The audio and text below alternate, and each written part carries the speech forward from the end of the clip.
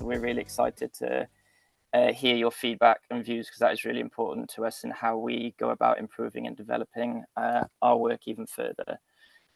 So I'll just start with, I suppose, a bit of the background into the group, just in case you're not familiar with us. So we're a Tuscan Finnish group. We started back in January of last year, and amazingly, can't believe it's already May this year. We've got until end of this month to kind of finalise our reports, and then we'll be providing them back to Welsh Government and Plaid Cymru in early July. So our work stems from the cooperation agreement between Welsh Government and Plaid Cymru. I think it's a really, really special and unique kind of political pact to progress a number of different issues and challenges across Wales, one of which obviously being the climate and nature crisis. So we've been tasked with exploring pathways to 2035, not 2050, for net zero, and doing that in a way that explores the impacts kind of across society and economy, and comes up with ideas as to how to mitigate that. Anyone would be forgiven for thinking, well, why 2050 when we're quite off track with 2050? Why look at 2035? I'm sure many of us in the room will feel that both in Wales and the world are in what I would coin as something of a state of inertia in addressing climate change. So the idea of having a 10-year window to decarbonise and transition, that's becoming ever more likely. So I think there's been some kind of important wisdom within Welsh Government and Plaid Cymru to want to understand what would a 10-year transition look like. And we're really keen to sort of use this as an opportunity to illustrate how you could get to net zero in a 10-year window, but more importantly, try and make the case for more urgent action now, as we know quite clearly. Having less time is going to make it more disruptive, more costly, and a more difficult transition. So it's really an exercise of sort of spelling out the urgency of action and starting to support Welsh Government and Plaid Cymru in understanding what those actions look like. A few other things worth kind of saying in terms of our mandate. We're obviously in Wales, so the Wellbeing Act is of key importance to us. Prior to coming back home to Wales, I'm in a sunny Newport at the moment, and I hope you're also in a sunny part of South Wales. The way UK government sort of sees net zero is from quite a kind of reduced and sort of siloed lens. It's not about delivering on kind of broader well-being. So I think this is a really unique opportunity to kind of illustrate a transition to net zero that also delivers for society, also delivers for economy, broader environment and culture as well, which is a really unique and special thing to Wales. Makes it a lot more difficult and a lot more complex, but we're giving it a go. The other one thing I'll pick out in terms of our mandate from Welsh Government and Plaid is this idea, you'll see it underlined there, of a pathway. That might sound like, you might miss it, but it's actually quite an important term, really. And what it means is that we're trying to pull together kind of comprehensive 10-year pathways of action, and by action, trying to get really specific on exactly what Welsh Government needs to do in each year to get to net zero, and not providing kind of broad brush recommendations, which are much easier to do, but then they're much harder for a government to really know what to do with them, and they're a lot easier to ignore. The story I always tell people to kind of contextualize this is, I used to have the joy of writing ministerial responses in DEFRA for the Climate Change Committee's reports. Typically, they would be quite broad recommendations. We'd turn them into a big, long bullet point list, advise the minister on how we were doing across all of them. Typically, we'd probably be doing okay on around 30 and 40. So we'd give ourselves a sort of amber rating, which might not seem that bad. It would kind of suggest we're sort of off track, kind of on track. But what that misses is the other 60 or 70 that we're not really doing, thereby saying we're actually well off track because there's a lot of things we're not doing at all. And so we're really keen to have kind of as specific advice as we can to spell out and support Welsh Government in really knowing what to do in this transition going forwards. So buckle up, everyone, because this is going to be quite a whistle-stop tour. I'll probably talk for about 20 more minutes because I'm really keen to hear your feedback and what you think of all of our work, and to, I guess, enter into dialogue and some discussion with you. What you see in front of you at the moment is kind of a few headlines and overarching headlines from our work that kind of sit above our 5 challenges, which are around food, energy, buildings, transport, and then the future of education. So I'll let you, I won't regurgitate anything on the slides, but I'll provide a bit more kind of background as I go through them, just to give a bit more context and explanation. So saying urgent action is needed is kind of stating the obvious, but it is very rarely framed around the cost opportunity of what inaction really means. So making that point to Welsh Government that if we don't start soon, the transition to net zero will be more costly, it'll be more disruptive, and it's also, very importantly, going to leave us more exposed to the risks of climate change. So effectively saying, we know they're difficult choices, but these difficult choices are going to become even more difficult the later we leave it. Another really key point we want to get across in this work that is often not really talked about in net zero is that as we transition, there's an absolutely massive set of benefits that could be realised for Wales if we do this right. It's not just about addressing net zero to reduce climate change risk. It's also about taking that opportunity to, at the same time, improve public health, reduce the pressure on our NHS, increase energy security, enhance the resilience of our food supply, whilst also restoring nature. So just really trying to tell a positive story about the possibilities for all the broader kind of goals and pillars of well-being in Wales that are possible if we take forward this net zero transition through the lens of the Act. Lastly, again, back to this kind of key point of if we fail to take action now, the risks are absolutely massive. And fundamentally, if Welsh Government isn't planning for these risks and these opportunities, it will never be a just transition, because we'll end up, say, in 2040, having not taken any of this action now, and the transition will just be really disruptive and really costly. And there's a phrase I like to use here, which is that change can happen either through choice or either through crisis. So let's not wait to be in a, one could argue we're in elements of a crisis in Wales and the UK at the moment. So let's not wait till we're in a worse state, and let's take action now. Cool. So what I'm going to do now is really quickly run through the headlines of our kind of 5 challenges and one of our other working groups. I'm going to whiz through them. I should say they are just headlines. It's not, it doesn't cover everything that we've done. I've got the challenge of covering around nearly 16 months of work in probably about 16 minutes. So do bear with me. Again, I won't regurgitate what's on the slides. I'll just speak around them and I'll let you read them. And whilst I go through them, just a few questions and kind of prompts for you to bear in mind for discussion later down the line. So we'd be really interested in some of your initial reflections on the headlines and advice. Also interested if you see kind of impacts from our pathway advice. How could we mitigate those further? What's needed to ensure this is a just and nature positive transition? If you really disagree with anything we've got to say, I would be especially keen to hear what you'd kind of propose in addition or alongside or in place of any of our pathway advice that you also think is capable of accelerating a net zero transition. This is often a question that's not really asked of people. If you don't like it, what else do you propose?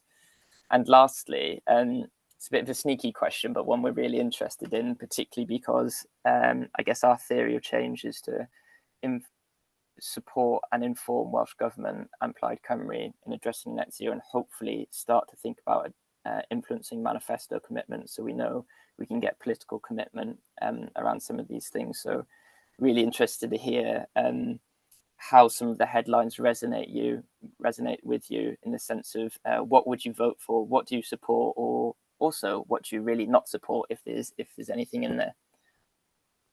Cool. So I'm going to whiz through these. I'll just go through the entire slide deck. As said, read them as you go through and I'll kind of talk around them and provide a bit more background and context. And then at the end of the slide presentation, we'll open up for dialogue. So hold your questions hot. There will be time. So the first one, you might be wondering what enablers means. we're really conscious that alongside our kind of 5 key challenges, there's a whole range of kind of cross-cutting themes that are needed to enable a net zero transition. So thinking about things like finance, governance, psychology and behavior change, and a whole other host of kind of cross-cutting themes that need to be addressed alongside our challenges. So I'll just talk through, the groups looked at a whole range of these, but we've just picked out kind of 4 key headlines. So the first one, the top one, is really about the clear need to start building support for the difficult policy challenges that are in front of us, and that really needs to be done by ensuring there's meaningful involvement of the public. At the moment, I'd be interested in your experience of this as well, but the evidence and data says that people across Wales and the UK at large do not feel involved or really involved in decision making or connected to decisions around climate change. And it's really, really important we start to get that right. One, to properly involve the viewpoints and circumstances of people in Wales to inform the policy decision cycle, but also by more meaningfully involving people in decision making to start to build that social mandate for more difficult changes. And we've seen some perhaps less good examples of this in Wales, and it is a really hard thing to do, but we've got some advice which I can perhaps talk to later on how we think this can be addressed in a far better way.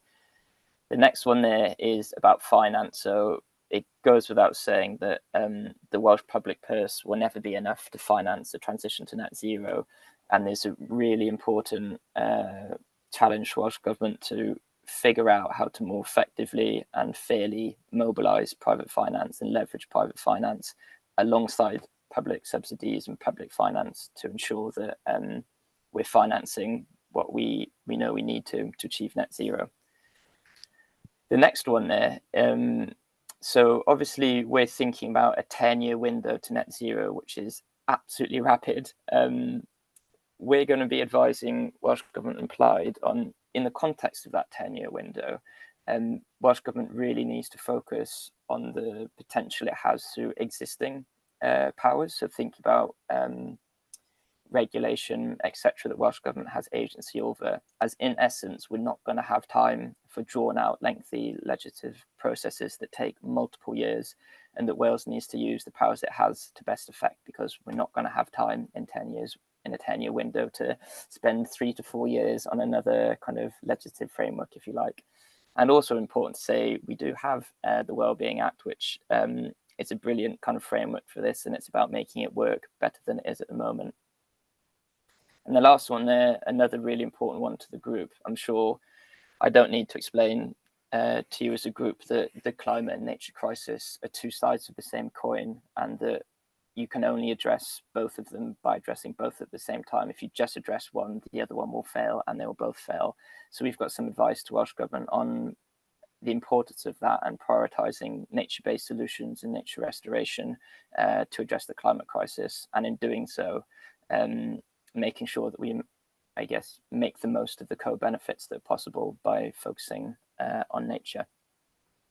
So I'll keep moving through the slides, bear with me, into our first of 5 challenges, which is around education. And I suppose the crux here is what we see is a real need to move towards a climate and ecologically literate nation in Wales in order to enable and activate change through the people of Wales. And really, that means providing learning opportunities at all levels of the education system. So thinking about early years, foundation phase, through to further and higher education, all the way up to continuing professional development for current employees. So just making sure that everyone in Wales has the opportunity to engage in net zero climate change and addressing the nature crisis. So what's that look like in practice? Just to pick out a few kind of key pieces as I see it.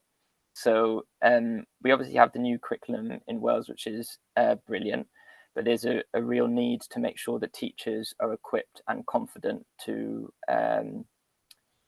integrate climate change better into that new curriculum. And within that, there's an important need to make sure that climate change isn't just restricted to the types of subjects it was restricted to when I was in school. So it needs to be much broader than just geography and science and embedded across the entirety of the education system. We also need to think about particularly how our higher education teaching programs are contributing to a just and net zero transition.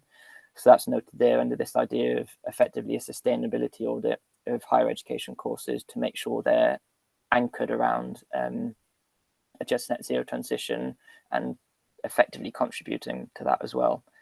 An absolutely huge one here.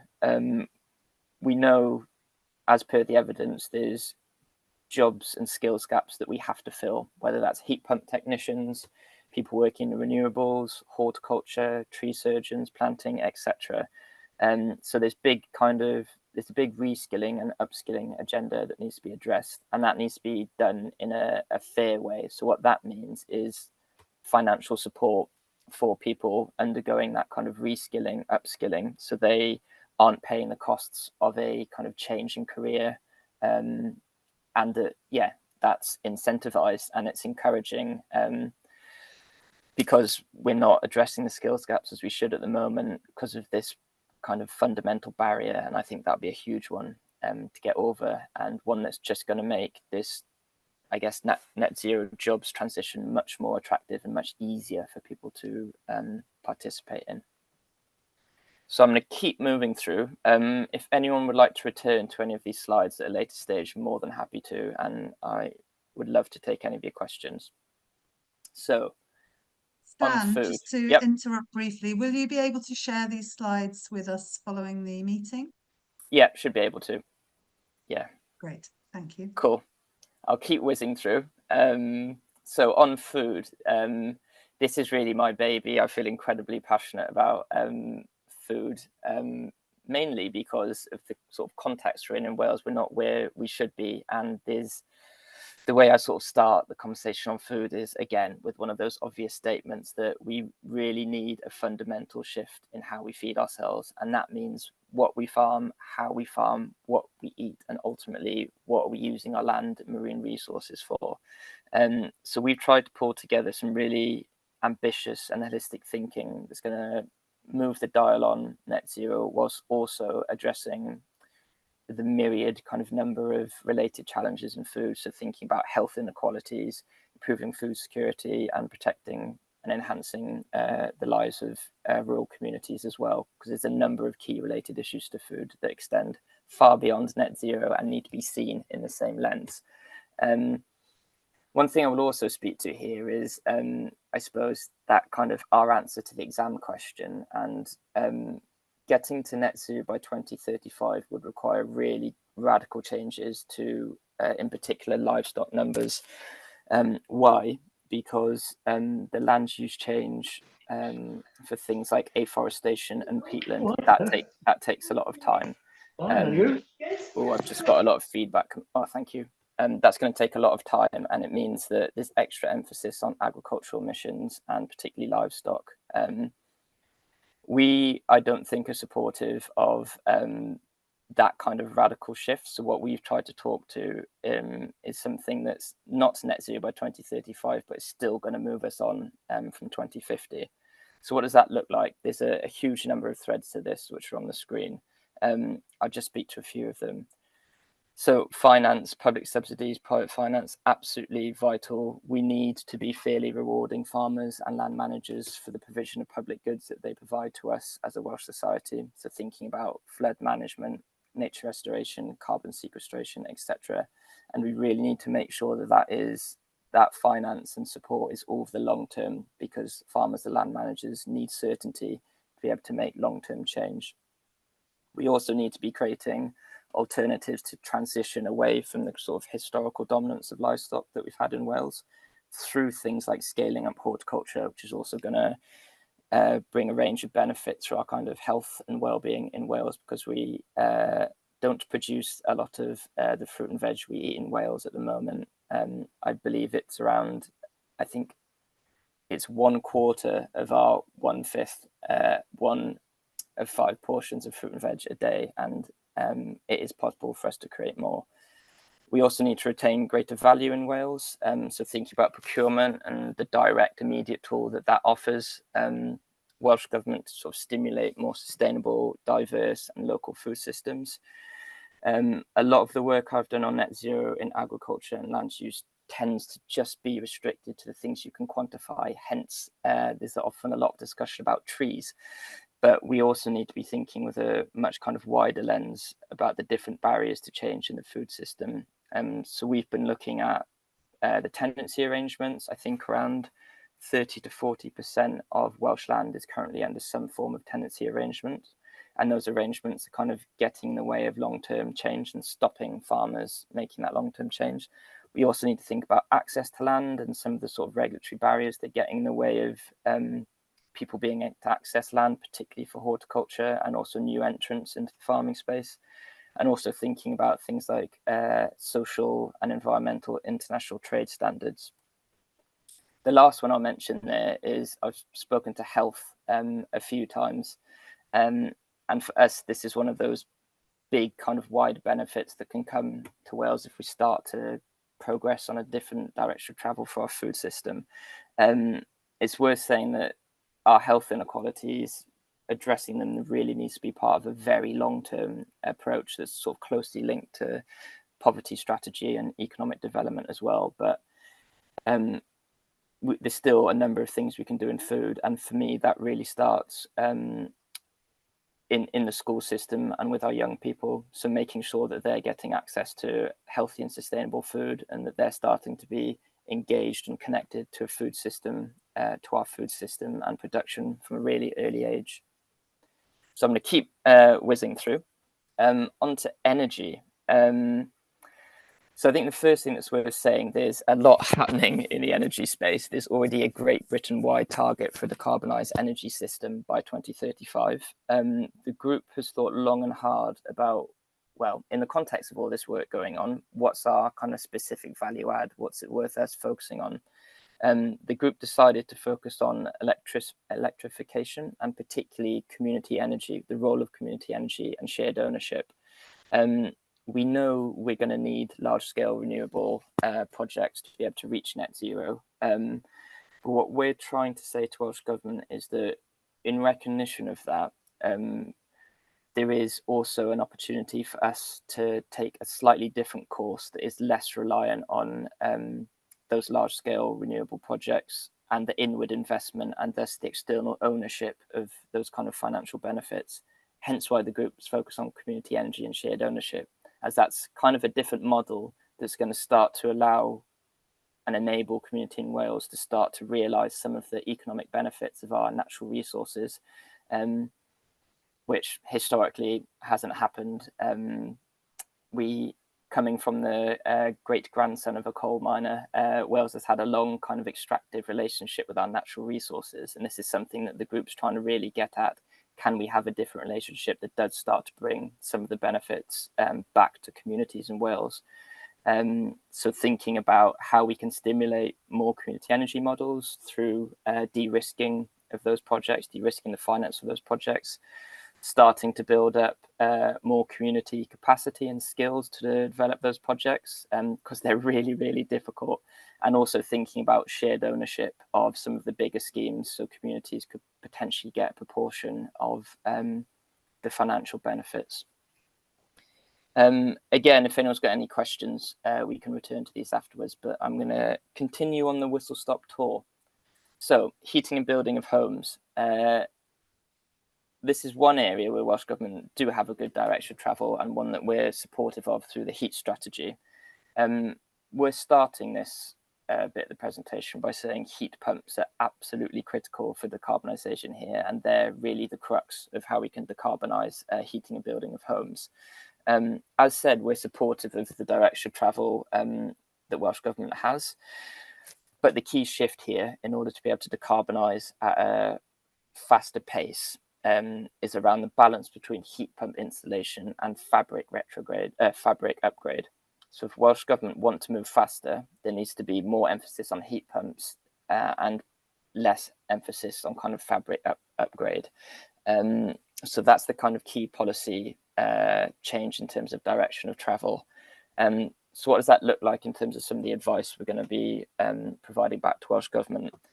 So things like making sure that homes are heat pump ready, and there needs to be advice and communication campaigns to get across to people of Wales the benefits of heat pumps and also how they can make their homes heat pump ready. Thinking about the warm home schemes in Wales, continuing to target fuel poverty by prioritising enough fabric upgrade. I've just seen a question. Fabric upgrade is insulation and improving the kind of energy efficiency of your home. So thinking about the fabrics you have in your home and how energy efficient your home is. So yeah, things like the warm home scheme continuing to target fuel poverty by providing enough fabric upgrade and then heat pumps coming in at a later stage. And then I suppose the other massively important piece here is getting the finance right for homes, as the rate of uptake is quite slow at the moment, and that is largely because of the costs.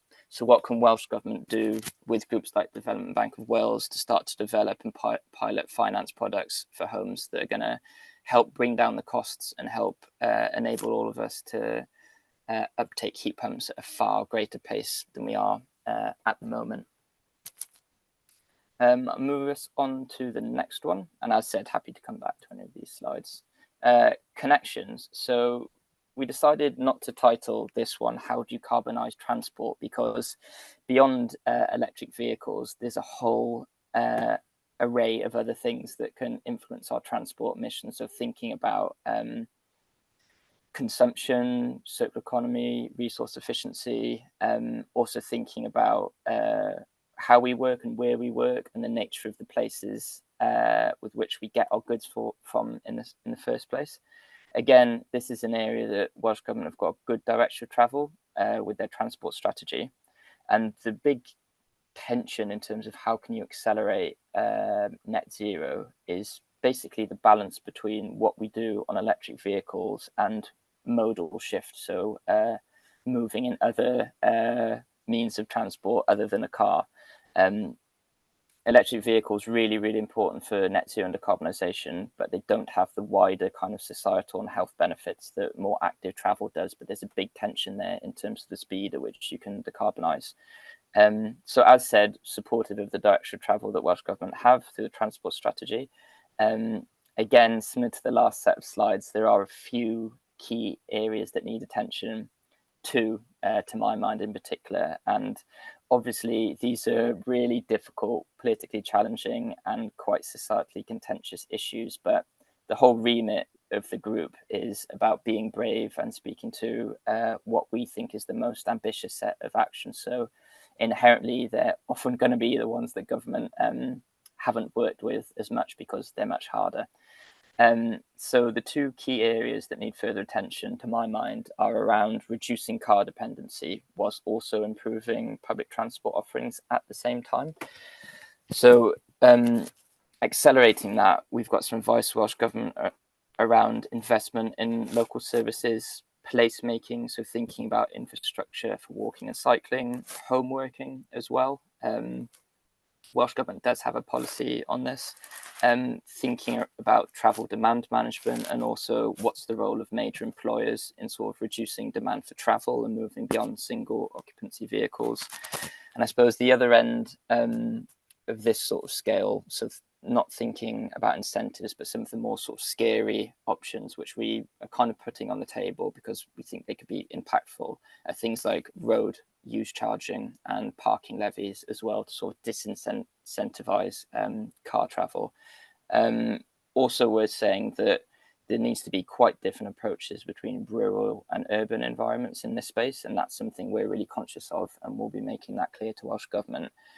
And the just transition element is particularly acute here because we don't want to be unfairly penalising communities or low-income households when thinking about the shift away from electric vehicles. And we also need to be really conscious that our public transport and our active travel networks are accessible and affordable, and we're not unfairly penalising people that have extra challenges in active travel or taking public transport, because that definitely does exist and that needs to be taken into consideration.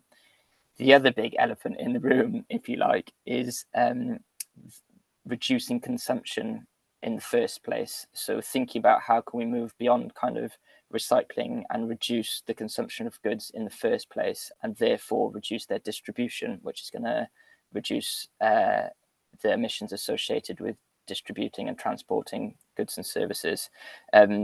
There are absolutely huge questions here because it's such a massive issue. How can you sort of move beyond recycling and start thinking about reducing consumption in the first place? I'll be honest and say I don't think the group has quite nailed this yet because it's an absolutely massive question. How do you decouple economic growth from consumption at the same time? I don't think you could ask yourself a bigger question. We've got some ideas in terms of the sharing economy and starting to address the kind of culture of consumption that we have in Wales and most kind of Western countries. So thinking about the role of marketing and how that influences our mindsets around consumption. But yeah, an absolutely huge one that we're not going to be able to answer. But I think it's really important in terms of making sure that Welsh Government, if it wants to be more serious about net zero and wants to accelerate ambition, that it is starting to think about some of these areas which historically it hasn't, because they are challenging, they are politically contentious, and there's not necessarily a lot of work that's gone into them up until this point. You've now all made it through the whistle stop tour. I'll go back to my slide that has a few questions on it. And at this stage, be really happy to open up for any kind of initial reflections you have on our headlines. Any thoughts, if you don't particularly like anything, what you think needs to kind of mitigate that impact and still seek to deliver the same outcomes. And then if you really don't like anything, if you've got kind of other thoughts or proposals on how we could accelerate net zero ambition, be really, really keen to hear those. And then lastly, I suppose on a quite personal note, be interested to hear how these things resonate with you. Do they excite you? Are these the sort of things you'd like to see in a manifesto commitment? And are they the sort of thing you would vote for or not? That's equally valid. So I'll pause there. I'll have a look at the chat and I'll wait for some hands to come up for questions. Thanks for the presentation. Really interesting and great stuff. I wondered if you'd looked at something like Project Drawdown style model, where they've done the research to show, like, if you spend $1, what you get in terms of like carbon reduction moving towards the net zero thing. And it's really interesting because it sort of demythifies some of the things that we think are really important. You know, so you can see from that onshore wind is by far the cheapest way to generate electricity. And if you look at it like that, it makes it seem like, oh, rather than going for heat pumps, as an example, we should be focusing on more wind energy, for example, because actually it gives us the greatest return. So I just wondered, within the context of Wales, whether you've got a similar kind of study, because otherwise we can, you know, there are headline things like heat pumps. Everyone's very excited, heat pump, heat pump, heat pump. But because insulation isn't sexy, for example, but surely, like you were saying, really, like, get the houses insulated first, because otherwise you're just heating the rest of the village with your heat pumps. Yeah, it's a really interesting question that we've not had. So what thing I should say is that the group is made up of entirely kind of volunteer independent members and supported by a small secretariat team, of which I'm one of. So we've not had a whole lot of capacity to undertake new and novel kind of analysis, but I really like that idea of the Project Drawdown, and it also links quite clearly, well, it also links to the massive communication challenge we have of what does this mean for everyone. We've been quite keen to not make this about the kind of role of the individual. I mean, I'm not sure if that's exactly what Project Drawdown gets to, or whether it's kind of rather about making the costs, benefits and opportunities clear to governments, but we're quite keen to not kind of focus on the role of the individual and individual choice, but make sure that Welsh Government gets the enabling conditions for change right in the first place, to therefore make all of the choices that we can take as individuals much easier.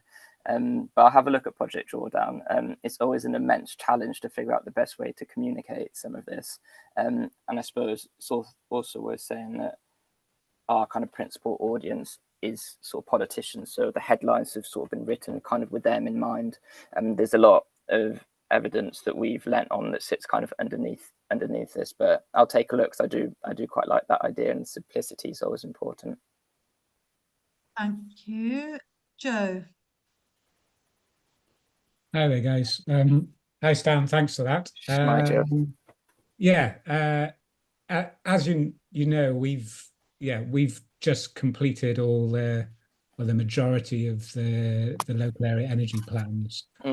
And obviously a lot of what you presented there aligns with what's going to be in those plans for each local authority area. I guess the thing that popped into my head was, you guys have obviously been trying to look at ways of accelerating it, focused on 2035. The local area energy plans were focused really on 2050. And they were driven really from Welsh Government. Like, how much engagement have you had with Welsh Government, and how much influence do you feel like what you've produced will be taken on by Welsh Government? Yeah, that's the $1 million question. I mean, first part to that question, we have had quite a lot of engagement with Welsh Government. They and that's one thing that I think is quite unique about this project, in terms of we're inside the tent, so we're not outside shouting inside at Welsh Government what to do, but we have worked with them. They haven't influenced what we've got to say, because that's not particularly their role. We're an independent task and finish group, so it's for us to say what we think Welsh Government should do. The second bit of the question, I mean, one day I'll find a crystal ball, but it's a really interesting one. I think there are certain bits of our pathway advice which are the kind of things that have been under discussion for a while and are kind of quite obvious to get right, whether that be sort of what we're saying about agricultural support budget and the quite clear changes that need to be made to that, but is quite a seismic shift from where Welsh Government is at. Some of the things around horticulture, I think, would be quite fitting to the sort of next election. I guess the challenge we have is that by nature we've been looking at things that aren't part of kind of regular dialogue in Welsh Government, and that I think this piece of work needs to really be framed about, this is the start of a much kind of longer term journey, something akin to like the conversations that were around in sort of 2009 with the Wales Really Want conversation, and now the Wellbeing Act is sort of having a UN protocol being developed. Like, these things are really difficult and they take time, but we're trying to change the conversation and start a process of, well, this is our best judgment, and we've looked at the evidence, we've gathered stakeholders, this is what we think the direction of travel should look like.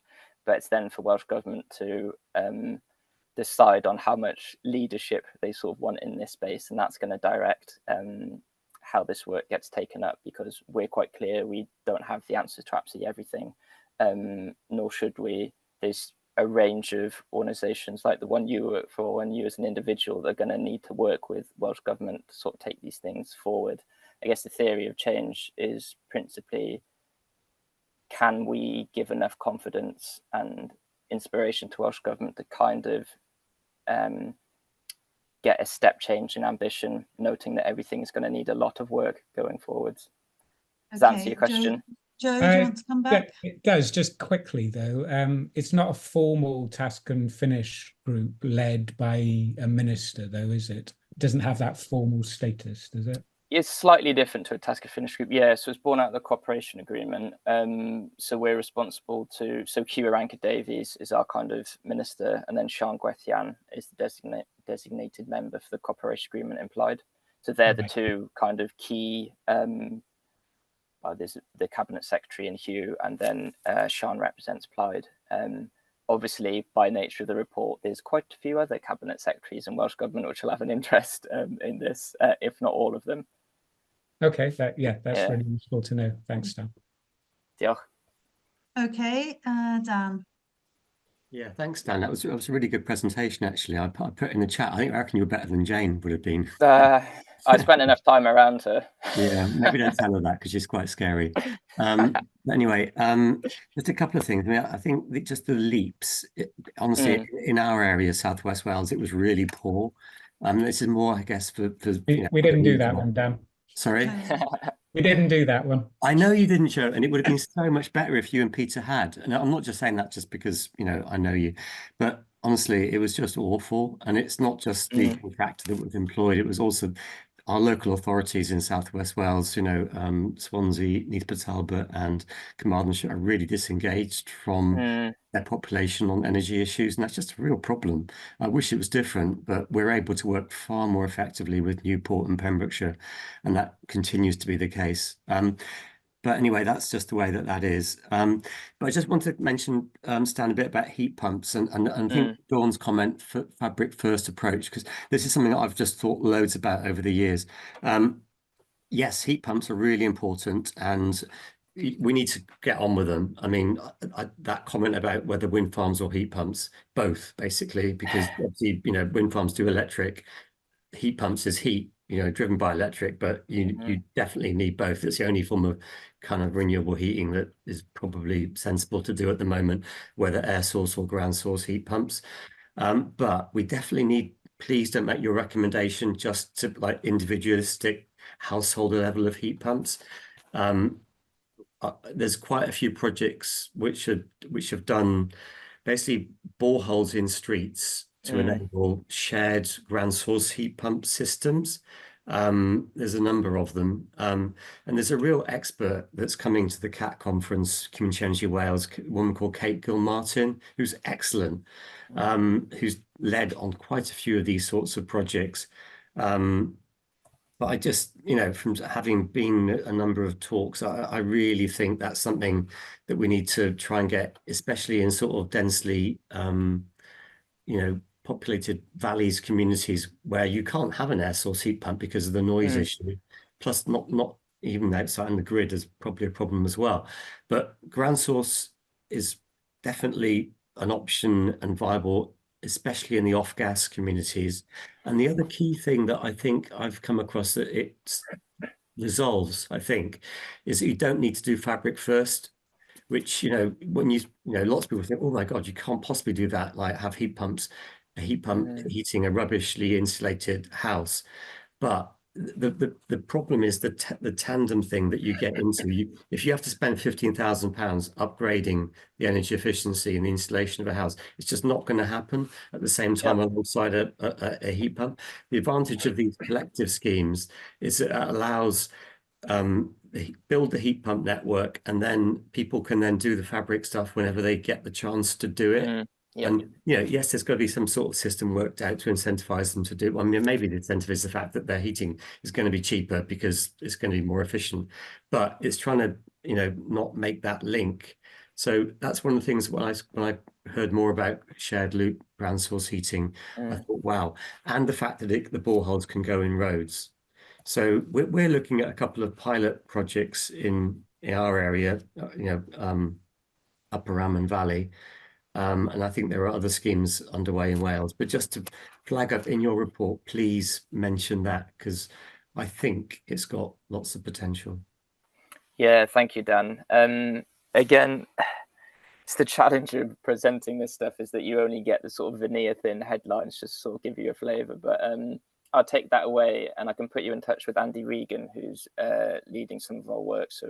He's leading the work on heating and building of homes, because I know we've had some conversations about exactly what you're talking to, I guess, from the presentation, just trying to get across that kind of headline messages, which you've explained as well, of the tension between speed and also use of finance between fabrics and heat pumps. But I'll put you in touch with Andy, and probably a separate email to you and Joe about leaps, because I've heard some well, mixed reviews, basically. I heard someone recently, a unnamed local authority, say that theirs looked distinctly similar to the local authority next to them. They weren't quite sure what the difference was, but I'll drop you both a line on that, because I'd be interested in your views.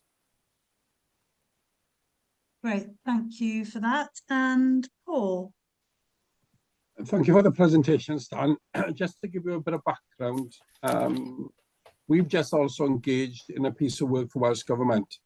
That piece of work is the search to see what provision is across the further education sector, because it's all well and good mentioning all these renewable technologies, all these skills that we're going to need. Is our education system up to the challenge? And just a little snapshot for you on our findings. The report from that will be available in the next 6 weeks. Your commitment to young people is phenomenal. That's what we've also picked up. And there's actually a very, very exemplar program being delivered by Pembrokeshire College at the moment, called the Sparks program. Arwyn leads on that. That's bringing industry partners in and doing a lot of work in primary schools and secondary schools, raising awareness. But what we can see is a potential block in the system. Then we're raising awareness of these future jobs that we're going to need, these young people that we're going to need to be aware of it. Is our education system ready? So then we did a snapshot of Pan Wales, what is currently being delivered. We have got a college in Wales, GLM in North Wales, were the first to deliver a wind turbine apprenticeship. They developed and deliver it now. Majority of their learners are from outside Wales, coming into Wales to study. But then what we've got, a majority of what provision we've got then is funded through PLA funding. That's upskilling of existing workforce. So there needs to be a blend here. And what needs to happen now are frameworks and other apprenticeship delivery. When does that additional income, or colleges are looking at PLA funding as commercial income. So when does air source heat pumps become a part of a plumbing qualification? When does electric car installation, charging facilities become a part? And it's not just in those. When does a plasterer have to put the EWI, external wall installation and stuff on as a part of the main course? So we're unearthing a lot at the moment. But what we are seeing is potentially a lack of skills and knowledge within the education sector to deliver those skills that we're going to need in the future as well. So some collaboration between industry partners and education needs to happen to bring those two together. So fantastic what you've done, but we're seeing a similar thing in the piece of research that we've done. And it would be good to catch up after this meeting, Stan, for us to share and work together potentially. Yeah, Paul, that sounds brilliant. I'd love to hear that. And we're definitely looking for sort of case studies to help, because we're trying to illustrate what the future of Wales could look like. But we know, I'm sure many of these people on the call are already working on what the future looks like. So having some kind of case studies and examples and I think that's also a really important point to make back to Welsh Government. There are already lots of people and organisations working on this change, and there's a case to support them to go further. And yeah, I completely agree with the sentiment of what you're saying. We need to be thinking about a net zero transition that captures the benefits for Wales. That might be looking at developing sort of centres of excellence for particular job types. That might already be there in some kind of trades, it might not, but the broad point is that Welsh Government needs to have a handle on that, because else, well, one, to your point, education system needs to be fit, but it also needs to be happening to the highest extent in Wales, so we can capture those jobs in Wales, because else that sort of brain drain might continue, and that's the sort of net zero transition that we want to be seeing, not one that is that at all costs. And we know what the narrative is often about a net zero. Oh, it's way too expensive, etc. But yeah, if done right, it can start to bring a whole host of benefits to Wales. So yeah, I'll put my email in the chat. We can catch up. What a boost to our economy! And it's got to be seen as a positive, not a drain on the economy. Yeah. The other thing I said, I'll drop you a bit more information about the low carbon skills grant, because it does build upon the PLA. It's not something I've got that didn't exist when I was in the education system, I don't think. But I have colleagues that have got far more knowledge, so we can have a call. I can drop you a line to explain a bit better our thinking on that. Right, diolch. Croeso. Thank you. And Mary from Boyd Abertawe. Diolch Stan, that was really interesting.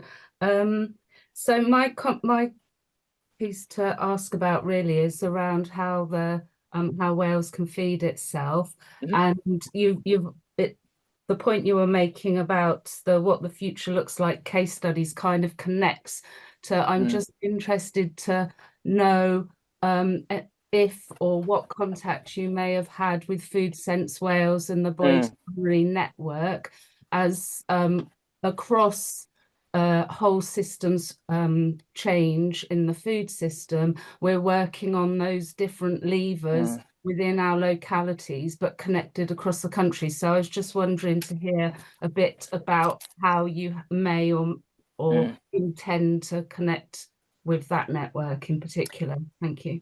Yeah, good question. I just got off a call with Katie Palmer, actually, who runs Food Sense Wales, and I speak to Pearl Costello and a few of the other food partnership officers quite often. I think that's some of the work Food Sense does and what it's sort of speaking to is absolutely brilliant and does align to sort of, we've got advice, for example, around, say, the Healthy Start scheme and fruit and veg vouchers for families with young kids and on lower income households. This is just one example, but just to illustrate what you're kind of getting at. The UK government's done a pretty poor job of the Healthy Start scheme, but Food Sense have worked up an alternative to it, which they're piloting in Cardiff, the sort of Planet card, if you've seen that, which links local producers to those who need the fruit and veg the most and for whom it's most inaccessible. So yeah, definitely working closely with Food Sense because they've done a lot of work in this space. And the other area alongside sort of supporting lower income households and making healthier, more sustainable food more accessible is some of the work around food partnerships and the sustainable social sustainable food partnerships, which Food Sense and many other organisations are involved in. Obviously, Welsh Government have less agency to influence supermarkets, which one could say are part of the challenge, or I could say part of the problem. But Welsh Government does certainly have agency to start to develop the alternative to that, which is shortening and localizing supply chains and thinking about the foundational economy.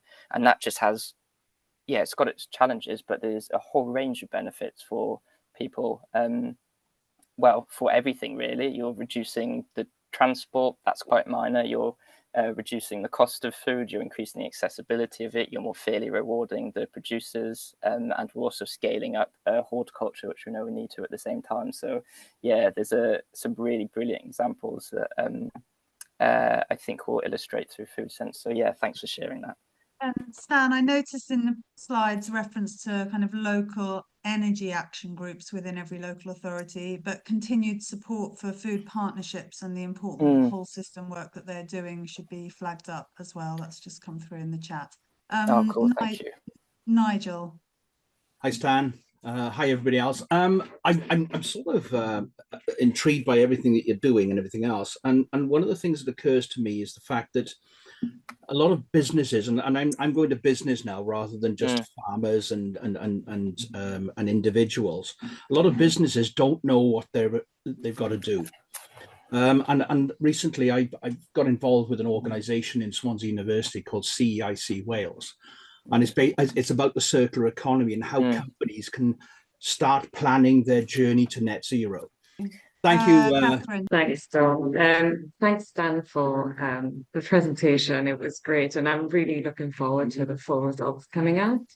So I'm not officially part of For the Region. I'm connected with the team here from Wellbeing Economy Alliance. And I guess my question and concern is on the financing sector. I think as you sort of highlighted, financing to be such an important element underpinning all of the plans to net zero. And I think, what we've seen is the need for substantial and sustained public investment in shaping markets, right? And in shaping industrial policy. I mean, you just have to look across the pond to the US to see they're practically on a war footing with the amount of money that they're investing into the transition themselves.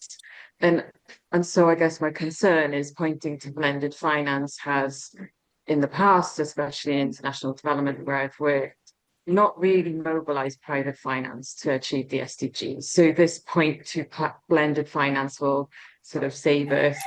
That question has been on the table in international development for decades now, and we still have enormous financing gaps to achieve the SDGs there. So I guess, to round that out to sort of a question, to what extent are you going to sort of recommend really wholesale changes around how we can think about growing the public finance piece in Wales, right? Whether that be through, radically changing how the development bank works, the Welsh Government exercising more of its powers around fiscal autonomy. And I guess I'd be really interested in that. And then my final point, I guess, is related to some of the things you presented today around the importance of community business and, the challenges that alternative forms of enterprise have in accessing finance, because bank finance wants to lend against secured assets, things like community land trusts that have an enormous contribution to net zero, and social foundations cannot access private finance a lot of the time. And so these hurdles, I think, are really, really important to sort of unpick, as I'm sure you've seen in your work. So I'm sort of really interested in some of the detail behind that. Thank you. Yeah, great questions. I completely hear you on blended finance. I used to work at within the UN climate process on climate finance, so I've seen the narrative about mobilizing finance not quite achieve what it set out to, and it might appear in the language I used that I did present it as kind of the thing that's going to save us, but I guess it's more around, for me, a recognition that public finance is never going to be enough kind of fundamentally, nor is it particularly sort of fair for government, the public purse, to kind of bear the burden of anything. So there's a clear need to do things differently. Obviously, that needs to be done without going into loads of detail in a high integrity kind of fashion, and needs to happen with, not to, people. So thinking about food, we don't want mega international corporations buying off lands to plant non-native trees to offset emissions that weren't actually didn't occur in the geographic boundaries of Wales, for example. I think, again, this is one of those kind of beginning of the journeys, but the kind of message we want to get across the Welsh Government is that that kind of greenwashing, unscrupulous private finance activity is going to happen kind of anyway, and they sort of already are. So they need to have a kind of incentivized market and have the regulatory frameworks in place and the sort of high integrity principles, etc., to make sure that we can ensure that's not greenwash and it is beneficial to the people of Wales. The question about the more sort of radical end, the last call I was in, I did joke about some advice on the Barnett formula, for example. We haven't, I mean, if you know what Jane's like, I'm sure she would want to talk about that. It's not something we've had a load of discussion about with the group. The one bit we have kind of approached it from is there are certain areas of this transition which are just going to be really difficult for household budgets. So think about eating more healthy and sustainable and food. Eating more healthy and sustainable food will likely be more expensive, but trying to have a kind of whole economy approach where we're bringing down household energy prices and trying to free up spend to be able to go on other kind of other forms of spend. But yeah, I don't think we've quite nailed the real radical kind of end of sort of fiscal policy, but I'll take that one away and see what I can sort of stir. And the access to finance, yeah, another really interesting one. There's loads of good examples of say tenancy farmers, for example, that can't by and large, kind of only accessing sort of debt-based finance, and we've got some advice for sort of Development Bank of Wales and what they can do to start developing different financial instruments and financial products that aren't just typically sort of debt-based. Yeah, happy to have a conversation offline though, because I'm not sure I can answer that question in 2 minutes. Hopefully that's given you a bit more of a sense of where the thinking is at. And the only other bit there, I suppose, is the word growth isn't mentioned in the report. And we're sort of trying to speak to yeah, I mean, what your organization is about, like well-being economy and a different type of prosperity that isn't based upon the insanity of infinite growth with finite resources. And you might just check whether the term well-being economy is mentioned in your report. Obviously, well-being economy is now a pillar of the Future Generations Cymru Can strategy, and we would like to see that new paradigm around what our economy is actually for. Because as you say, how can we have this green future with this constant pursuit of GDP growth? So yeah, there's probably kind of a radical rethinking of what the economy is for. Lee. Just quickly, a little bit related to that. I sit on a panel which helps to approve fund distribution from a wind farm. So a portion of the money that goes to a local economy. And interestingly, on that panel are quite a few people who were staunch campaigners against the wind farm when it was in planning. And then sit on the panel now and are over the moon by the money going into the local economy. And it's just to sort of point out that there's this battle of the narratives. You know, we saw it really clearly with the 20-mile-an-hour thing, where the story was probably told wrong, the implementation wasn't handled all that well, and it got leapt on and used as a hammer blow to the whole kind of policy of it and twisted. And we see the same thing with like the farmers, no farmers, no food kind of story, where it's been politicized, and therefore the sort of larger story of the benefit gets lost a little bit, and people jump on one side or other of the fence rather than coming together. But just to sort of say on that finance thing that, you know, like there is so much money around at times, you know, it's extraordinary. The money that comes into the community from the wind farm is a tiny fraction of what is made from that wind farm, actually.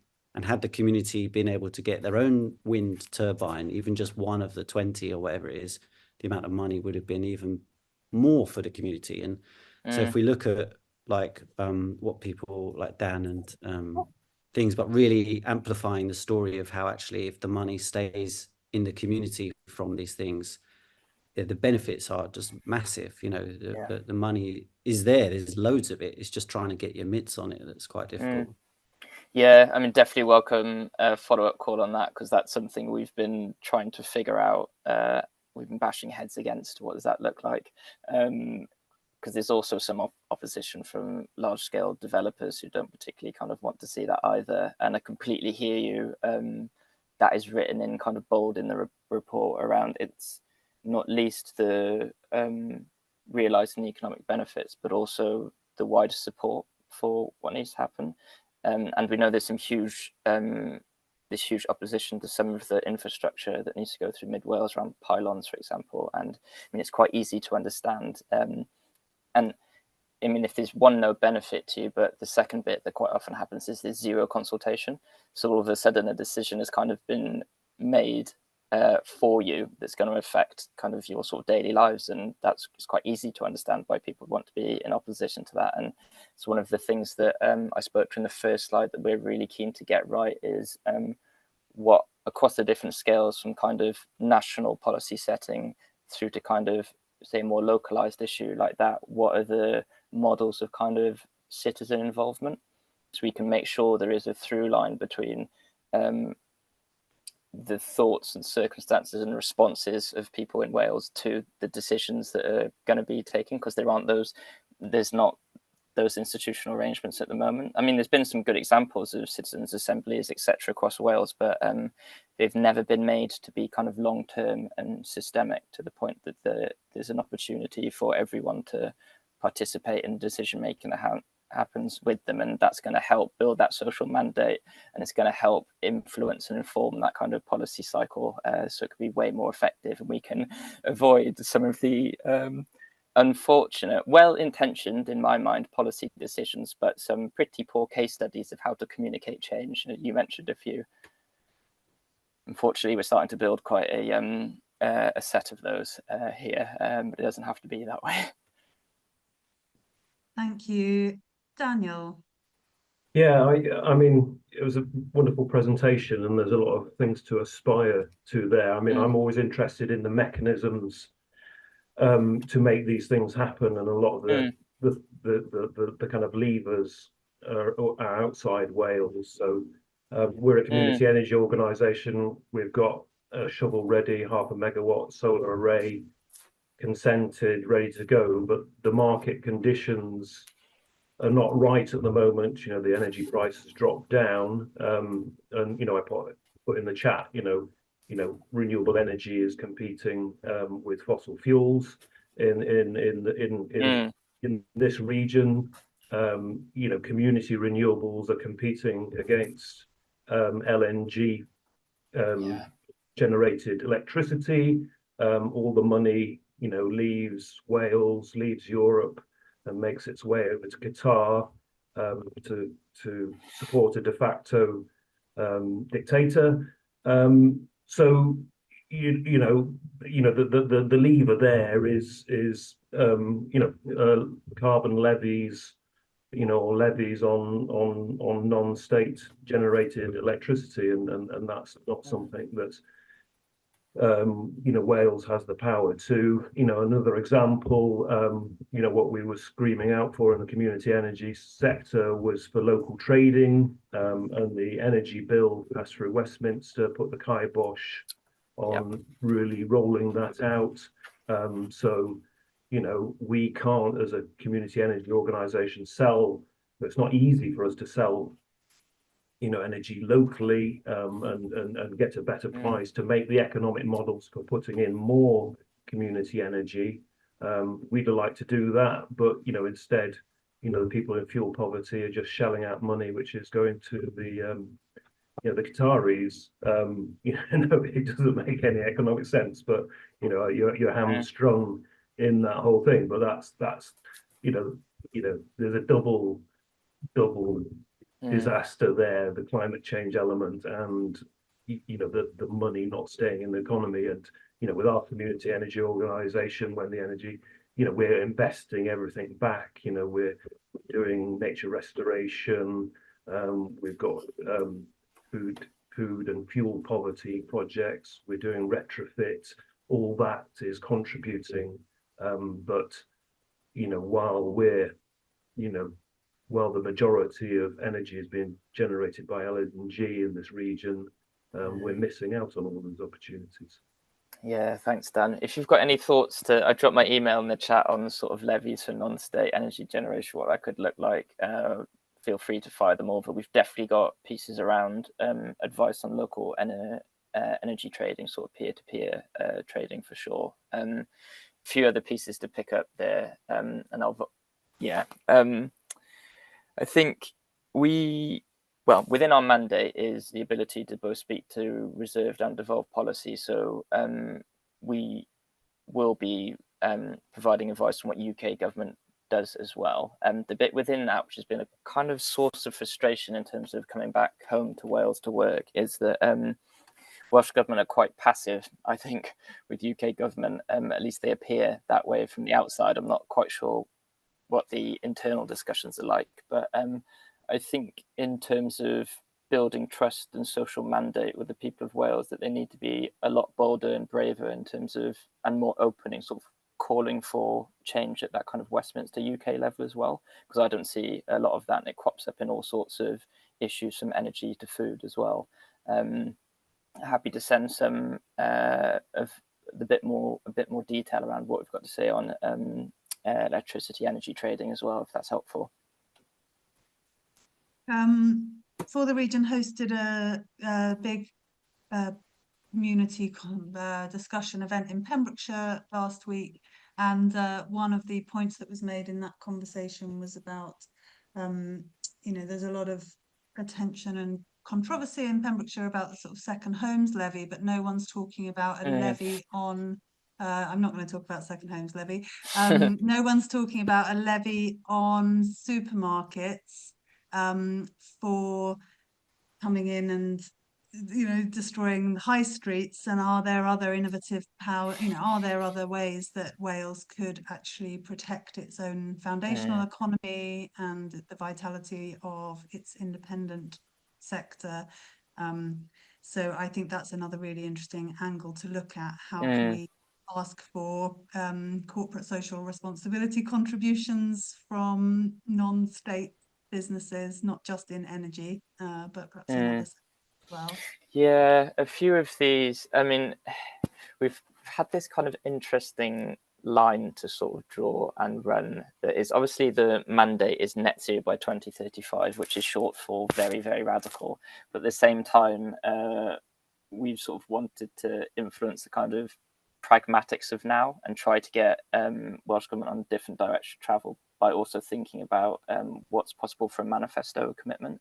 And it's a really interesting thing, and a critique we've had from a few other people about, oh, this isn't radical enough.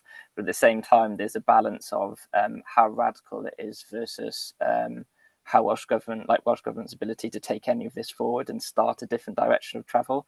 And that's a bit of an observation I've had from working government, is that balance of speaking to the kind of the horizon 3, like the future we all really want to be part of, versus getting on that trajectory of travel as well. But yeah, I really I mean, I'll take some of these ideas back and see what the group thinks of them. Yeah. Thank you. Joe put his hand up and then put his hand down again. I'm not seeing. Do you want to say anything, Joe? Well, it was just add to what you were saying, Dawn. Yeah, we've just completed an interesting piece of work for Carmarthenshire Council, looking at the feasibility of a social supermarket for the region, which would prioritise locally produced food. Yeah, just to flag that up, some interesting things came from that.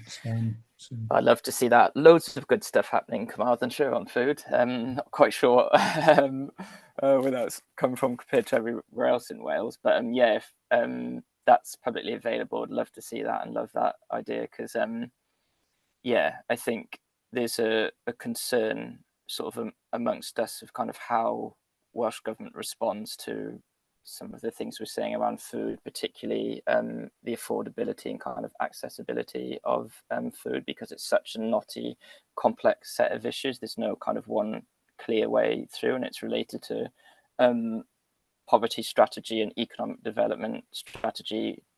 It's not just food, but there are some clear and obvious things we can start to do around sort of food partnerships and more localized kind of infrastructure. But I like the imagination of that, so I'd be super happy to see it if it's available. Thank you, Stan, for your presentation and overview of these emerging recommendations. Really great to see the coming together of all these threads. We're all involved, aren't we, in these different conversations around energy and food and community and climate change. So great to see how this piece of work is trying to pull all those threads together, and I think it really is about people understanding that this drive for net zero is not an end in itself, not net zero at any cost, but actually net zero because it delivers so many other societal benefits. I was thinking of summing up, but as Margot's hand is up, I'll let Margot come in as well. You mentioned that the headlines were written for politicians. We've had several examples mentioned this afternoon of progressive things going on with local authorities. What is the Net Zero Group's plan for taking this presentation that you've given us today to local authorities? We recently had a meeting with the WLGA climate leaders. What I'll say is our report is anchored and geared around decision making at kind of ministerial sort of level, and what's the role of kind of Welsh Government. So there's a huge kind of translation exercise of, well, what does this mean for kind of local authorities? I think we'd probably need another 2 years to be able to do that, but those conversations have kind of started, and we had a really good meeting with them with that group recently, obviously in extremely tricky circumstances in terms of their kind of fiscal position. So it's a tricky conversation to have in that context, because we're basically talking about ramping up ambition at the same time as their budget's being cut. But again, it's kind of a little bit back to Dawn's kind of what I was going to say in response to Dawn's summing up. We, in many ways, might create more questions than we create more answers. But in many ways, I think that's a good thing, because really this is about beginning the journey, if Welsh Government are willing to step into that leadership space of, okay, so we've got some sort of structure to what this pathway could look like, but it's kind of, that needs to go into Welsh Government and then kind of come back out to all of you and the rest of Wales to kind of start taking this forwards, because whilst there's expert minds in this group, there's thousands and tens of thousands of expert minds and people that need to be part of this process kind of going forwards, and that includes the local authorities. I'm very aware that we have Senedd elections in 2 years and local authority elections in 3 years, and we need people to stand for and prepare to stand for that. So I see a big education and civic involvement issue there, to be ready for those 2 sets of elections. Thank you. Yeah. Thank you. Diolch. Okay, great. Well, I think we could probably leave it there for this afternoon. And thanks everyone for coming along and sharing your comments with the Net Zero 2035 Challenge group. Please do keep us posted, Stan. And if you're happy to share your presentation with us, we would be keen to circulate that to everyone who'd registered to attend. And Stan, would you like to just put your email address in the chat again, and then anyone can email you directly with comments? While Stan's doing that, can I just make sure that there is a date in everybody's diary, which is Tuesday the 19th of November for the South West Wales Regional Green Economy Conference, coming around again in Swansea, so that's the 19th of November. And you may not be aware, but on the 18th of November, we're also going to be hosting the first Wellbeing Economy Conference for Wales. So that will be an all Wales event on the 18th of November. Very excited, both in Swansea. So those are just some dates for your diary. But as you all know, For the Region is constantly convening interesting discussions and trying to make change happen at a regional level across all sectors as a whole system approach. So do stay connected with us on all those things. Stan, any last words from you before I end the meeting? Diolch yn fawr iawn pawb, and thanks very much for your time. We're really, really interested in how this resonates with all of you, because yes, we are an expert group, but we don't know everything, and we're not pretending that this is kind of the perfect plan for Welsh Government to just go and press the green button with. We're highly conscious that this is the beginning of a journey, and I hope that it's been exciting and inspiring, and hopefully leaves you with a bit more sort of active hope for kind of what's possible and the kind of place that we're trying to get Welsh Government in on sort of their climate leadership. But apart from that, diolch and thank you very much.